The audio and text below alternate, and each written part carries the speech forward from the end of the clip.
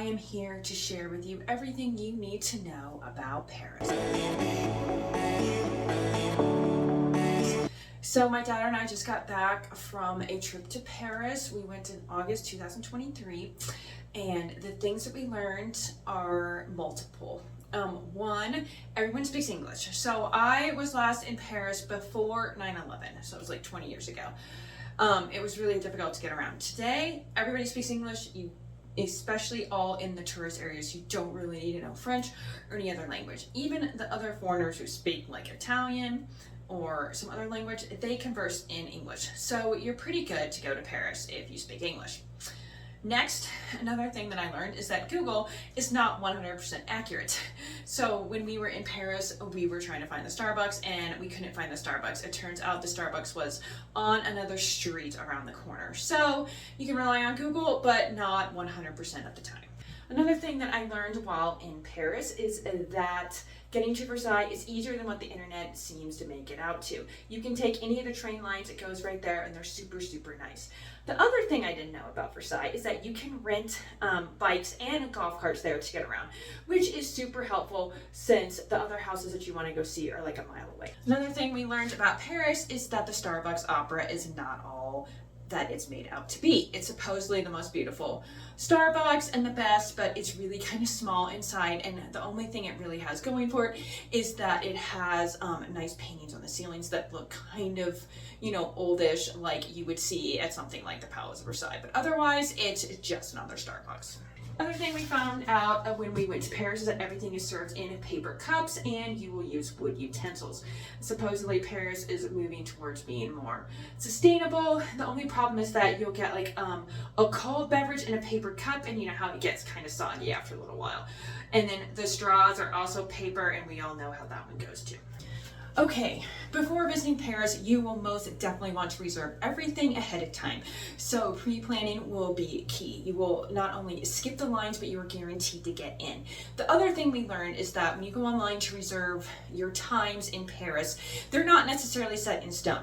Really kind of depends on where you went. Like the Eiffel Tower would not let us on ahead of time, but most of the other people let us in early, even when we arrived early. The Louvre also would not let us in early, even though we got there early. So you kind of want to be around your times, but they're not quite set in stone. So if you get there early, most of the other locations don't really care. There are two locations that we visited in Paris that I recommend you skip. One was the Concierge. It's basically an empty stone building, and that's it. We recommend you skip the Basilica, Sacre, Coeur, or something. I will put the spelling down here below.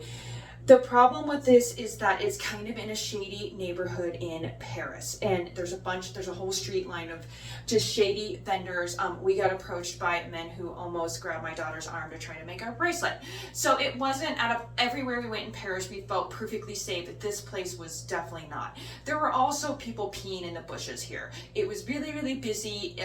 The Basilica is free, which I think is one of the reasons it's a big tourist attraction, but I mean, it's definitely something you should skip. You will most definitely be tired of bread and pastries when you leave Paris. If you are from the US and watching this video, one thing you will notice and appreciate about the US when you come back is convenience.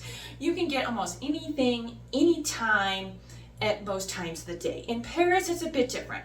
Shops don't open that early and they close later. The other thing is that they only have really McDonald's and Burger King. We only saw 2 Subway and 2 KFCs the whole time we were there, and one was at the Palace of Versailles. So, and they have weird hours as well. The other thing is I only saw 2 Paris supermarkets, and let's just say they're definitely not supermarkets compared to the US. So getting food and bottled water was more of a challenge than I thought it was going to be. The other thing that my daughter and I learned the hard way is that you will most definitely be tired.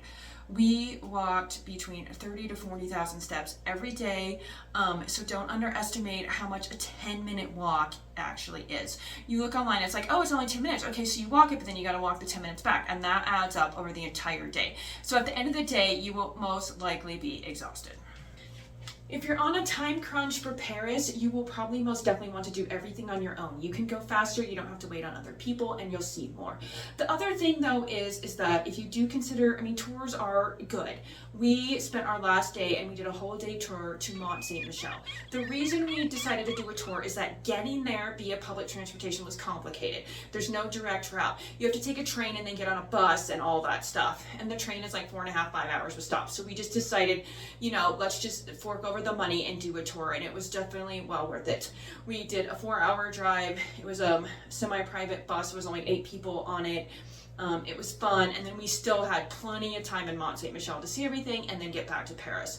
So don't totally discount, you know, the day trips and doing tours, but it just depends on what kind of a traveler you are as well. While the metro is great, you definitely will miss the convenience of your car. Being able to get in your car and go wherever you want is super nice. But the metro is great, it's cheap, it's easy to get on, it's easy to use. You get the pass for the week and it's super cheap. So we were able to hop on and off all the time, saved us a bunch of time not having to walk. So that really saved our lives. The other thing is that Uber is great. We took it twice. Once to the Palace of Versailles because the train station we wanted to take was closed. But we also took it to the airport our last day because I did not feel like hauling my luggage through everything, and we wanted to make sure we got to the airport. We had to leave at 5 a.m. to get to the airport for our early morning flight. Uber's great. You just use the app. I'm not going to say they all speak English. Our last driver didn't, but we literally just typed in our phone Google Translate and he could answer our questions. So, I mean, the beautiful thing about technology is it makes travel super, super amazing. If you liked this video, please go over and see part 2, where I go over even more tips and tricks that you should know going to Paris. And please hit that subscribe button for more Paris videos and travel videos. Thanks, bye.